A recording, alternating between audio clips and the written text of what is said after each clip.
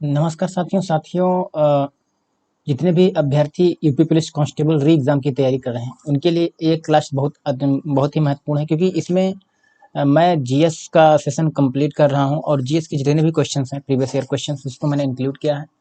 तो मैं सबसे पहले मैं बता देना चाहता हूं, मैंने 6 वीडियो जीएस की कवर कर दी है। अगर आपने प्ले लिस्ट में नहीं देखा तो जाकर देख लीजिए। तो पहले क्वेश्चन पे चलेंगे। पहला क्वेश्चन है इनसाइड आईबी एंड रॉ the rolling stone that gathers moss किताब के लेखक कौन थे? ऑप्शन ए है अशोक चतुर्वेदी, ऑप्शन बी है विक्रम सूद, ऑप्शन सी है के शंकरन नायर, ऑप्शन डी है केसी वर्मा। तो सही आंसर हो जाएगा के शंकरन नायर, है ना। तो इनसाइड आईबी एंड रॉ the rolling stone that gather moss नामक किताब के लेखक के शंकरन नायर के द्वारा लिखी गई है। ये रॉ के पूर्व अधिकारी भी हैं, है ना, ध्यान रखना। फिर अगला प्रश्न है कि किस संशोधन ने संसद में राज्य विधानमंडलों पर माल एवं सेवा करों को नियंत्रित करने वाले कानून बनाने के साथ शक्ति प्रदान की? ऑप्शन ये है 101वें संविधान संशोधन 2014, ऑप्शन बी है 115वें संविधान संशोधन 2014, विधेयक है सारी चीजें ना, और 120वें संविधान संशोधन विधेयक 2014 और 122वें संविधान संशोधन विधेयक 2014। तो सही आंसर हो जाएगा 122वें संविधान संशोधक 2014, है ना। तो 122वां संविधान संशोधन विधेयक बिल नहीं बना हुआ है ना, अधिनियम अभी नहीं बना हुआ। 2014 ने संसद और राज्य विधानमंडलों पर माल और सेवा कर को नियंत्रित करने वाले कानून बनाने के लिए एक साथ शक्ति प्रदान की। इस विधेयक पर राष्ट्रपति के हस्ताक्षर के पश्चात 101वां संविधान संशोधन अधिनियम बन गया, है ना, जो कि बना कब का 2016 में लागू हुआ ना। तो ये इंपॉर्टेंट है कि 101वां संविधान संशोधन बना, लेकिन विधेयक 122वां है ना, तो ध्यान रखना। फिर अगला प्रश्न है कि एक अनाधिकृत कंप्यूटर प्रोग्राम एक अधिकृत कार्यक्रम की तरह व्यवहार करता है, जिससे वह वास्तव में क्या कर रहा है और उसे छुपाता है। इसे संभवतः कहते हैं, क्या कहते हैं? ऑप्शन ए है ट्रोजन हॉर्स, ऑप्शन बी है वायूर, ऑप्शन सी है डीडलिंग, और ऑप्शन डी है स्पैमिंग। तो सही आंसर हो जाएगा ट्रोजन हॉर्स, है ना। तो ट्रोजन हॉर्स एक अनाधिकृत कंप्यूटर प्रोग्राम है, परंतु यह एक अधिकृत कार्यक्रम की तरह व्यवहार करता है, जिससे वह वास्तव में क्या कर रहा है, क्या छुपा रहा है, उससे क्या छुपाता है, वो सब चीज़ें इसमें होती रहती हैं, ठीक है। फिर अगला प्रश्न है कि जकार्ता इंडो 2018 में शूटिंग में स्वर्ण पदक जीतने वाले 16 वर्षीय सौरभ चौधरी उत्तर प्रदेश के किस जिले से संबंधित है? ऑप्शन ए है इलाहाबाद, ऑप्शन बी है गोरखपुर, ऑप्शन सी है मेरठ, ऑप्शन डी है अलीगढ़। तो सही आंसर हो जाएगा मेरठ, है ना। तो एशियाई खेल 2018 में शूटिंग स्वर्ण पदक विजेता जीतने वाले 16 वर्षीय सौरभ चौधरी उत्तर प्रदेश के मेरठ जिले से संबंधित है ना, तो ध्यान रखना। फिर अगला प्रश्न है कि निम्न में से कौन सी नदी यमुना नदी की सहायक नदी नहीं है? तो ऑप्शन ये है केन, ऑप्शन बी है बेतवा, ऑप्शन सी है चंबल, ऑप्शन डी है कल्याणी। तो सही आंसर हो जाएगा कल्याणी नहीं है, क्योंकि नहीं ही पूछा है यहाँ पे, देख लीजिए बाकी सारी नदियां हैं। तो कल्याणी नदी यमुना की सहायक नदी नहीं है, यह गोमती की सहायक नदी है। ध्यान रखना, गोमती नदी जिसके किनारे लखनऊ बसा हुआ है उसकी सहायक नदियां हैं, क्योंकि तीनों अन्य जो है ये यमुना की सहायक नदी है। और यमुना किसकी सहायक नदी है? तो यमुना गंगा की सहायक नदी है, ठीक है। मृदा जिसमें मुख्य रूप से पोटास की कमी है उत्तर प्रदेश के किस क्षेत्र में या जिले में पाई जाती है? ऑप्शन ए है जौनपुर, ऑप्शन बी है बहराइच, ऑप्शन सी है बलरामपुर, ऑप्शन डी है गोंडा। तो सही आंसर हो जाएगा जौनपुर।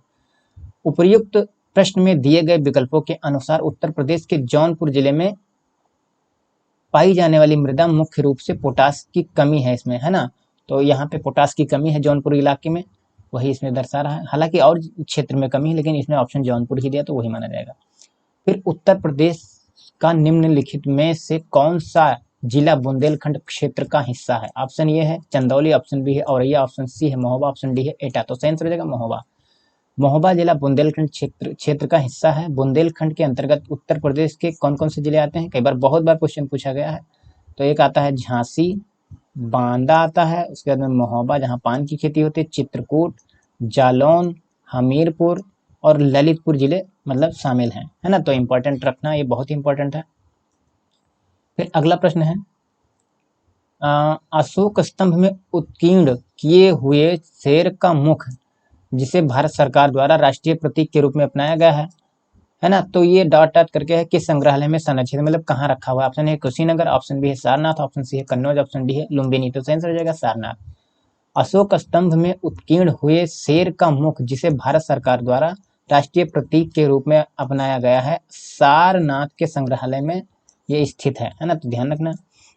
और अगला प्रश्न है कि चंदेल शासक के दौरान उत्तर प्रदेश का निम्नलिखित में से कौन सा क्षेत्र जीजक मुक्ति या जया होटी के नाम से जाना जाता था। तो इसका सही आंसर हो जाएगा कि ऑप्शन है पहले अवध, ऑप्शन बी है बुंदेलखंड। ये मिस टाइपिंग है, इसको हम कोई मतलब नहीं, ठीक है। तो बुंदेलखंड, काशी और उसके बाद में दोआब। तो इसका सही आंसर हो जाएगा बुंदेलखंड, है ना। तो बुंदेलखंड के चंदेल शासक के दौरान उत्तर प्रदेश का बुंदेलखंड क्षेत्र जोजाक भुक्ति या जय होटी के नाम से जाना जाता था, है ना। फिर अगला प्रश्न है कि उत्तर प्रदेश के महिलाओं से संबंधित पहली पत्रिका 1847 में प्रकाशित करने का श्रेय भी जाता है जिसके संपादक भारतेंदु हरिश्चंद्र थे। तो पत्रिका का नाम पूछ रहा होगा। बालबोधिनी और सरस्वती, और उसके बाद में सी ऑप्शन है सितारे हिंद, ऑप्शन डी है उदंत मार्तंड। तो सही आंसर हो जाएगा बालबोधिनी, है ना। उत्तर प्रदेश को महिलाओं से संबंधित पहली पत्रिका बालबोधिनी, ठीक है, जो कि 1874 में प्रकाशित करने का श्रेय जाता है। इसके संस्थापक कौन थे? भारतेंदु हरिश्चंद्र, है ना। तो ये इंपॉर्टेंट है। फिर अगला है प्रसिद्ध सितार वादक नवाब इनायत खान उत्तर प्रदेश के मतलब कहाँ से संबंधित है। ऑप्शन ए एटा, ऑप्शन बी है इटावा, ऑप्शन सी है औरैया, ऑप्शन डी है फिरोजाबाद। तो सही आंसर हो जाएगा इटावा, है ना। तो प्रसिद्ध सितार वादक नवाब कौन? नवाब इनायत खान, ये इटावा से संबंधित हैं। इन्होंने इटावा में इन्होंने इटावा घराना इमादत खानी घराना से सितार वादन की शिक्षा प्राप्त की थी, है ना। बहुत इंपॉर्टेंट क्वेश्चन है। फिर है तीसरी बौद्ध परिषद किस शहर में आयोजित की गई थी। ऑप्शन ए है यूनान, ऑप्शन बी है पाटलिपुत्र और ऑप्शन सी है वैशाली, ऑप्शन डी है राजगीर। तो इसका सही हो जाएगा आंसर पाटलिपुत्र, है ना। तो तीसरी बौद्ध संगीति मौर्य काल के मतलब शासन काल में हुई थी और ये पाटलिपुत्र में हुई थी, है ना। तो ये मतलब मौर्य शासक अशोक के शासनकाल में हुई थी और ये पाटलिपुत्र में हुई थी, है ना। और इसकी अध्यक्षता कौन कर रहे थे? मोगलीपुत्र तीसरे। तो मैं एक चीज अभी बता देता हूँ, कहाँ लिखूँ मैं इधर ही लिख देता हूँ यहाँ से। तो ये मतलब यहाँ मैं पहली बौद्ध संगीति लिखूंगा इन शॉर्ट, है ना। उसके बाद मैं यहाँ दूसरी लिखूंगा, 4 हुई थी, तीसरी ऐसे बना देता हूँ ताकि, और ये चौथी बौद्ध संगीति है, ठीक है। तो पहली हुई थी राजगृह और दूसरी वैशाली और तीसरी पाटलिपुत्र जो कि पटना में है और चौथी कहाँ हुई थी? कुंडलवन कश्मीर में है, ठीक है। एक कुंडलवन, ठीक है, ये कश्मीर में है, ये पटना में है, ठीक है। अब ये मतलब ये स्थान हो गया और इसकी अध्यक्षता पहले कौन कर रहे थे? तो इसकी की थे अजात शत्रु, है ना। अजात शत्रु ने की थी, अजात शत्रु। इसकी कालाशोक ने की थी, कालाशोक इस तरीके लिखा था। और ये अशोक ने की थी, इसकी अध्यक्षता अशोक ने की थी पाटलिपुत्र की। मैं अशोक लिख दिया था तो अशोक करता हूँ, अशोक ने की थी। और इसकी जो मतलब चौथी वाली थी आजाद शत्रु, कालाशोक, अशोक और ये कनिष्क, है ना, कनिष्क ने की थी। उसके बाद में इनके मतलब इनके शासनकाल में हुई थी इनके, और इसका जो इनके जो राज्य क्षेत्र थे कौन कौन थे, तो महाकश्यप, महाकश्यप ऐसे लिखा जाता है ना, और उसके बाद में सर्वकामी या साबाकामी कहीं मिल जाता है, जो भी समझ जाओ, है ना, उनको एग्जाम देने से मतलब है। और मोगलीपुत्रतिस, मोगलीपुत्रतिस, है ना, उसके बाद में तिस लिखा है ये, वसुमित्र, है ना, तो ये इम्पोर्टेंट है, ठीक है। डेट ज़्यादा पूछता नहीं तो मैंने लिखाया नहीं।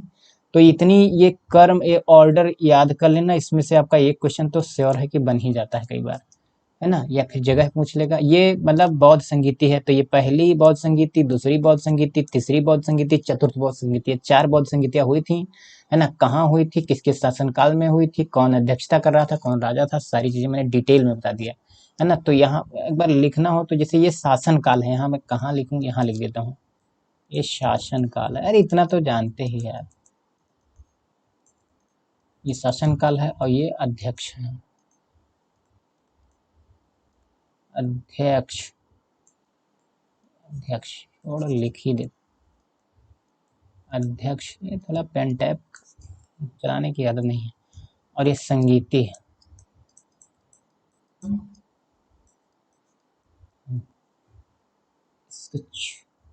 ठीक है, तो मैंने लिख दिया। फिर अगले क्वेश्चन पे चलेंगे। अगला प्रश्न है, भारतीय रिजर्व बैंक की स्थापना किस वर्ष हुई थी? ऑप्शन है 1930, ऑप्शन बी 1935, ऑप्शन सी है 1940, ऑप्शन डी 1945। तो आंसर हो जाएगा 1935।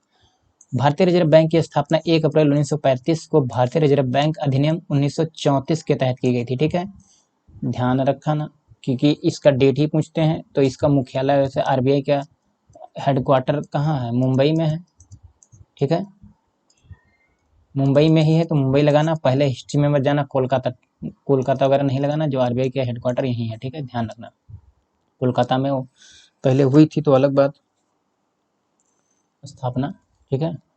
फिर क्या है कि अगला प्रश्न है, चेमाचेरी कुन्हिरामण नायर निम्नलिखित में से किस नृत्य रूप के उल्लेखनीय नर्तक हैं, है ना। थोड़ा टिपिकल क्वेश्चन है तो एक बार मैं देख ही लेता हूँ।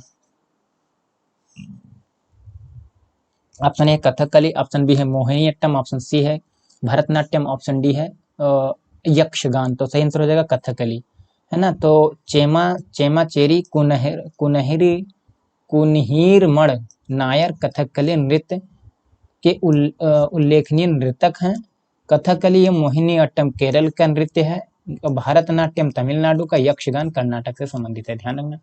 कई बार सीधे सीधे नृत्य का ही मैच ऑफ द फॉलोइंग पूछ लेता है।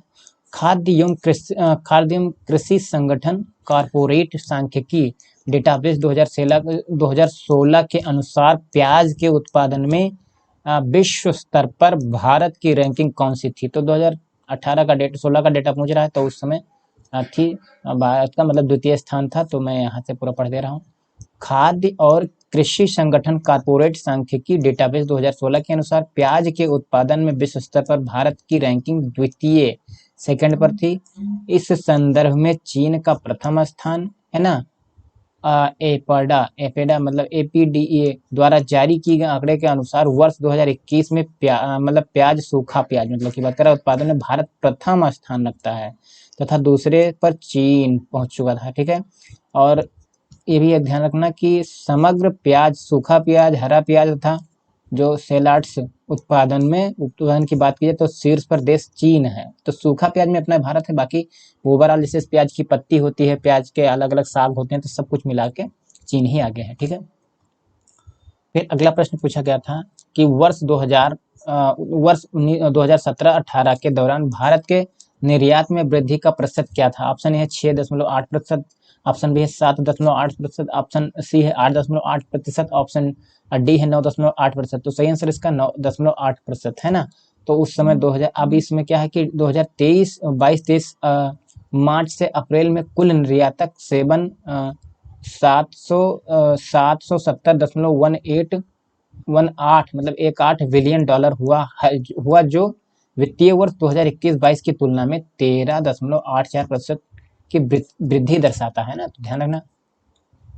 अगला प्रश्न है, भारत के संविधान का निम्नलिखित में से कौन सा भाग नागरिकता से संबंधित है? भाग ये लिखा हुआ भाग 5 है, भाग 2 है, भाग 8 है, भाग 12 है, तो इसका सही आंसर हो जाएगा भाग 2, है ना।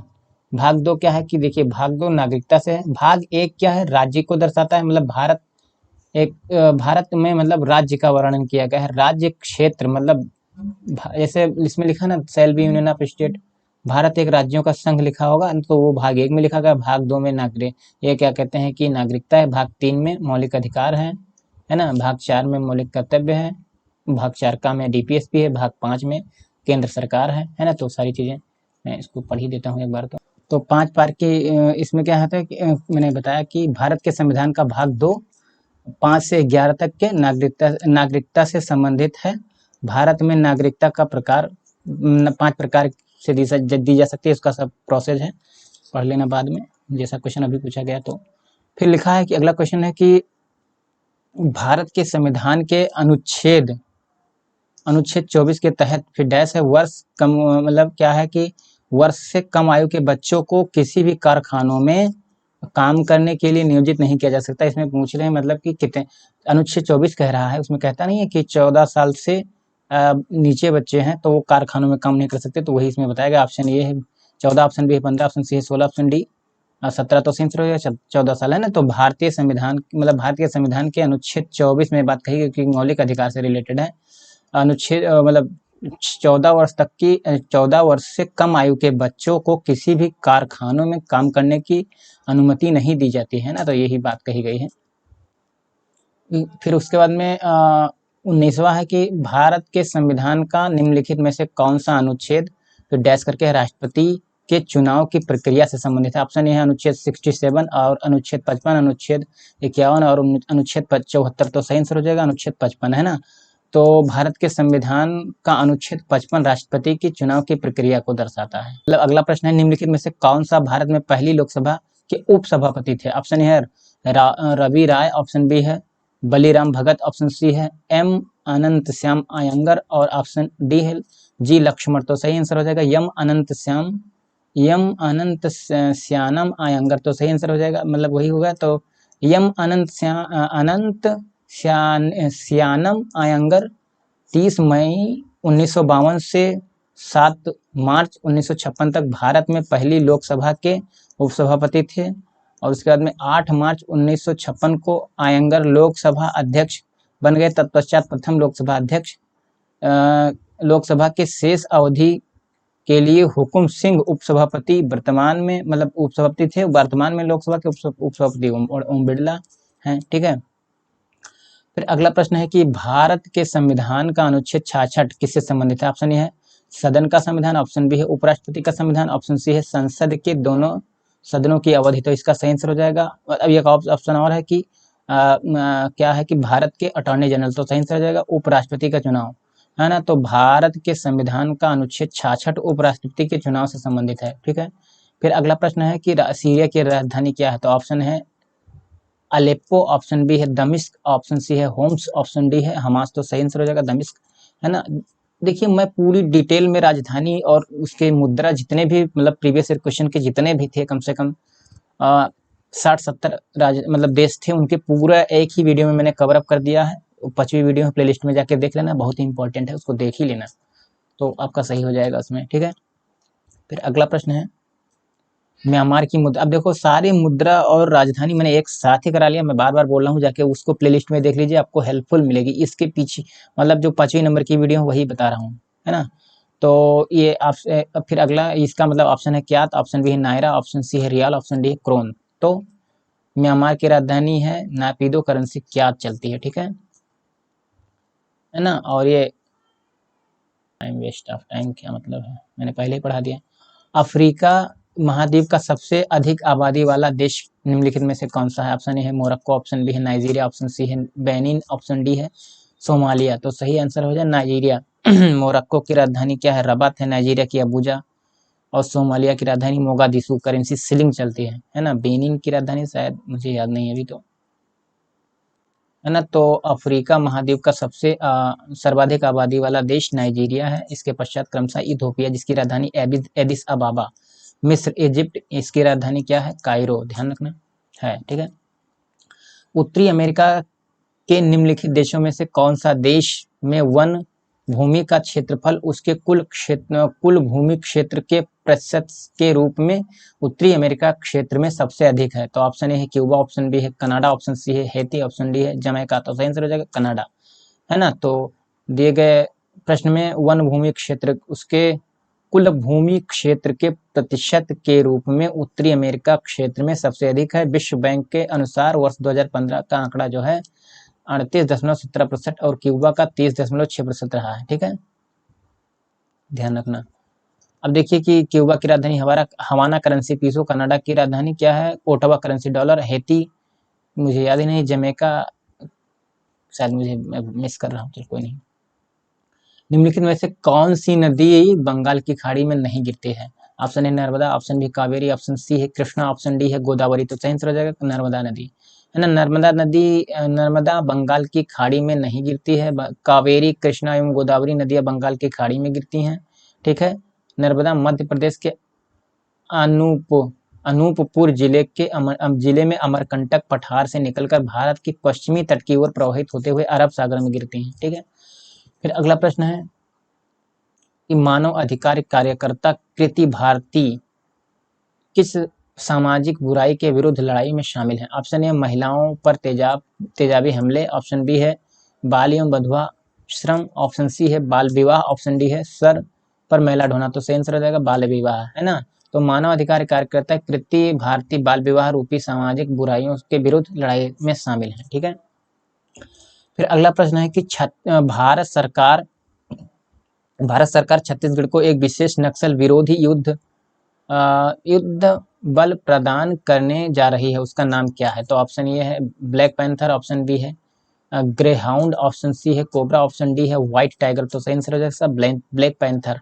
भारत सरकार छत्तीसगढ़ को ब्लैक पैंथर नामक एक विशेष नक्सल विरोधी युद्ध बल प्रदान करने जा रही है ना, तो ध्यान रखना। फिर अगला प्रश्न है कि भारत और पाकिस्तान के बीच किस वर्ष शिमला समझौते पर हस्ताक्षर किए गए थे? Option A 1970, option B 1972, option 1974 और ऑप्शन डी है 1976। तो सही आंसर हो जाएगा 1972। भारत और पाकिस्तान के बीच 2 जुलाई 1972 को शिमला समझौते पर हस्ताक्षर किया गया था। इस समझौते पर भारतीय प्रधानमंत्री इंदिरा गांधी एवं पाकिस्तान के राष्ट्रपति जुल्फिकार अली भुट्टो ने हस्ताक्षर किया था, ठीक है। फिर अगला प्रश्न है वर्ष 2018 में किस शहर में नाबार्ड ने जलवायु परिवर्तन केंद्र स्थापित किया है? ऑप्शन ए है पटना, ऑप्शन बी है भोपाल, ऑप्शन सी है जयपुर, ऑप्शन डी है लखनऊ। तो सही आंसर हो जाएगा लखनऊ। 2018 में लखनऊ में नाबार्ड के जलवायु परिवर्तन पर जलवायु परिवर्तन केंद्र स्थापित किया गया था, ध्यान रखना। फिर अगला प्रश्न है कि अंतर्राष्ट्रीय मुद्रा कोष की प्रबंध निदेशक और अध्यक्ष क्रिस्टलीना लेगार्डे किस देश से संबंधित है? ऑप्शन ए है संयुक्त राज्य अमेरिका, ऑप्शन बी है स्विट्जरलैंड, ऑप्शन सी है फ्रांस, ऑप्शन डी है ऑस्ट्रेलिया। तो सही आंसर हो जाएगा इसका फ्रांस, है ना। तो अंतर्राष्ट्रीय मुद्रा कोष की अध्यक्ष क्रिस्टिना लेगार्डे फ्रांस से संबंधित है। ये 5 जुलाई 2011 से इस पद पर आसीन है। 1 अक्टूबर 2019 से अंतर्राष्ट्रीय मुद्रा कोष की प्रबंधन निदेशक बुल्गारिया की क्रिस्टलिना जॉर्जीवा हैं, ठीक है, तो ध्यान रखना। तो अमेरिका की राजधानी वाशिंगटन डीसी जानते हैं, करेंसी डॉलर। स्विट्जरलैंड किसकी राजधानी? इसकी राजधानी बर्न है शायद। फ्रांस की राजधानी क्या है? पेरिस, करेंसी क्या है? ऑस्ट्रेलिया की राजधानी कैनबरा, करेंसी डॉलर चलती है, ठीक है। खून में कुछ कोशिकाओं की उपस्थिति के कारण रक्त के थक्के का गठन होता है, मतलब है ना, बता रहे रक्त का थक्का जम जाता है, तो किस इन कोशिकाओं को क्या कहा जाता है? ऑप्शन ए है एरिथ्रोसाइट, ऑप्शन बी है लिम्फोसाइट्स, ऑप्शन सी है मोनोसाइट, ऑप्शन डी है थ्रोम्बोसाइट्स। तो ये हो जाएगा थ्रोम्बोसाइट्स, है ना। तो मैं बता देता हूँ कि खून में थ्रोम्बोसाइट्स की उपस्थिति के कारण रक्त के थक्के मतलब बन जाते हैं, है ना। तो इससे क्या होता है कि रक्त स्राव मतलब रुक जाता है। और कई बार क्या होता है कि किसी किसी के मतलब होता है तो रक्त का थक्का ही नहीं बनता है, तो उसमें क्या होता है उनको हो जाता है हीमोफीलिया, है ना, तो वो उसमें दिक्कत होता है, ठीक है। फिर अगला प्रश्न है कि जीवित प्राणियों में निषेचन के दौरान नर और मादा गैमेट का संलयन एक कोशिका बनाने के लिए होता है, जिसे कहा जाता है, क्या कहा जाता है? ऑप्शन ए है युग्मनज, ऑप्शन बी है भ्रूण, ऑप्शन सी है डिंभ, ऑप्शन डी है शुक्राणु। तो सही आंसर हो जाएगा युग्मनज, है ना, जयगोट।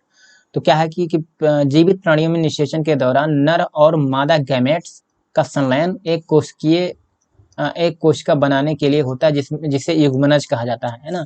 फिर अगला प्रश्न है, आराम करने वाले व्यक्ति की नाड़ी की दर औसत आमतौर पर प्रति मिनट धड़कन के बीच होती है, मतलब कितना उसमें सेकंड और वो लगता है। तो 72 से 80, है ना, मिनट में कितनी बार धड़कता पूछ रहा है। उसके बाद में फिर 60 से 75, और ऑप्शन सी है 90 से 120, और ऑप्शन डी है 80 से 120। तो सेंस हो जाएगा 72 से 80, है ना। नाड़ी चेक करके बता देते हैं ना कि कोई प्रॉब्लम तो नहीं है क्या, तो इसी से होता है। आमतौर पर प्रति मिनट में 72 से 80 बार नाड़ी का धड़कना होता है, ध्यान रखना है, ठीक है। फिर अगला प्रश्न है कि एक बार ढाले जाने के बाद गर्म करके नरम नहीं किया जा सकने वाला प्लास्टिक को क्या कहते हैं? तो बेकेलाइट कहा जाता है ना। पॉलीविनाइल क्लोराइड, इसको पीवीसी बोलते हैं। और इसका ऑप्शन बी है उच्च घनत्व पॉलीथीन, है ना, HDPI। ऑप्शन सी है थर्मोप्लास्टिक पॉली यूरेथेंस, तो इसको TPU बोलते हैं। और एक थर्मोसेटिंग प्लास्टिक, तो इसे थर्मोसेटिंग प्लास्टिक, है ना। तो जो थर्मोसेटिंग प्लास्टिक है, इसको एक बार गर्म कर दो, उसके बाद में दोबारा नहीं बना सकते हो, ठीक है। एक वयस्क इंसान सामान्य रूप से 24 घंटे में एक से लेकर कितना, मतलब लीटर या लीटर में ही होगा, मूत्र विसर्जित करता है? ऑप्शन ये है 1.2 लीटर, ऑप्शन सी मतलब बी है 2.5 लीटर, ऑप्शन सी है 3.0 लीटर, ऑप्शन डी है 1.8 लीटर। तो सही आंसर हो जाएगा 1.8 लीटर, है ना। तो एक वयस्क इंसान सामान्य रूप से 24 घंटों में 1 से लेकर के 1.8 लीटर तक मूत्र विसर्जित करता है ना, लगभग 2 लीटर के आसपास मान लो। फिर अगला प्रश्न है कि मतलब क्या है कि 11 दिसंबर 2014 को संयुक्त राष्ट्र ने संकल्प तो क्या है कि 69/131 द्वारा योग के अंतर्राष्ट्रीय दिवस के रूप में घोषित, मतलब दिवस में डैश है को घोषित किया। तो इसका ऑप्शन है कि 21 जून, ऑप्शन बी है 25 जून, ऑप्शन सी है 25 मई, ऑप्शन डी है 21 मई। तो सही आंसर हो जाएगा 21 जून को, है ना। तो 11 दिसंबर 2014 को संयुक्त राष्ट्र ने संकल्प 69/131 द्वारा योग को अंतर्राष्ट्रीय योग दिवस के रूप में 21 जून को प्रतिवर्ष मनाने का निर्णय लिया था, है ना। फिर अगला प्रश्न है कि 1943 में विटामिन के के आविष्कार के लिए को नोबेल पुरस्कार दिया था, मतलब किसको नोबेल प्राइज किसको, विटामिन के लिए किसको नोबेल प्राइज दिया था? ऑप्शन ए है EC कैंडल, ऑप्शन बी है डोइजी एंड डैम, ऑप्शन सी है कार्ल लीनियस, और उसके बाद में ऑप्शन डी है स्टैनफोर्ड मूर। तो सही आंसर हो जाएगा डोइजी एंड डैम, तो है ना। तो वर्ष 1943 में विटामिन के आविष्कारक के लिए Henrik Carl Peter Dam and Edward Adelbert Doisy को नोबेल पुरस्कार दिया गया था। अब मैं कुछ विटामिन के बारे में एक बार बता देता हूँ, इसको पहले इरेज कर देता हूँ। विटामिन के बारे में जैसे विटामिन ए पूछा जाता है, बी पूछा जाता है ना, बी के बाद सी, डी, ई, है ना, इतना ही पूछा जाता है। तो विटामिन ए को इसको बोलते हैं रेटिनॉल, साइंटिफिक नेम है ना, रेटिनॉल, ठीक है। इसकी कमी से क्या होता है? रतौंधी, ठीक है। और बी में कई होते हैं, विटामिन B1 होता है, B2 होता है, B3 होता है, B4 होता है, और B5 होता है, B6 होता है, B7 होता है, B8 होता है, और B9 से लेकर B12 तक होता है। तो इम्पोर्टेंट होता है B1 का थायमिन होता है, और B12 का कई बार नाम पूछा है ना। तो B12 का होता है साइनोकाबाल्मिन, है ना, इसमें कोबाल्ट पाया जाता है ना, तो ध्यान रखना साइनोकाबाल्मिन, है ना, साइनोकाबाल्मिन। तो इसमें एकमात्र ऐसा विटामिन है इसमें कोबाल्ट पाया जाता है, ठीक है। और विटामिन B1 की कमी से क्या होता है? तो बेरी रोग हो जाता है। विटामिन सी को क्या कहते हैं? इसको बोलते हैं स्कॉर्बिक एसिड, एस्कॉर्बिक एसिड, है ना, स्कॉर्बिक एसिड या अम्ल बोल दो तो अम्ल ही मैं लिख देता हूँ, ठीक है। और विटामिन डी को बोलते हैं डी, इसको बोलते हैं कैल्सीफेरॉल, कैल्सीफेरॉल, है ना। इससे क्या होता है, इससे होता है सूखा रोग हो जाता है ना, इसकी कमी से, ठीक है। इसकी कमी से क्या होता है, स्कर्वी रोग होता है, स्कर्वी, है ना। सी की कमी से स्कर्वी होता है। ई से, ई का साइंटिफिक नेम क्या है, टोकोफेरॉल, है ना, टोकोफेरॉल, है ना, ठीक है। तो आई होप इतना समझ गए होंगे, ठीक है ना। फिर तो तब तक के लिए बहुत बहुत धन्यवाद, और क्लास देखते रहिए, अपना फीडबैक अवश्य दीजिए और अपनी तैयारी में लगे रहिए। धन्यवाद, टेक केयर, बाय बाय।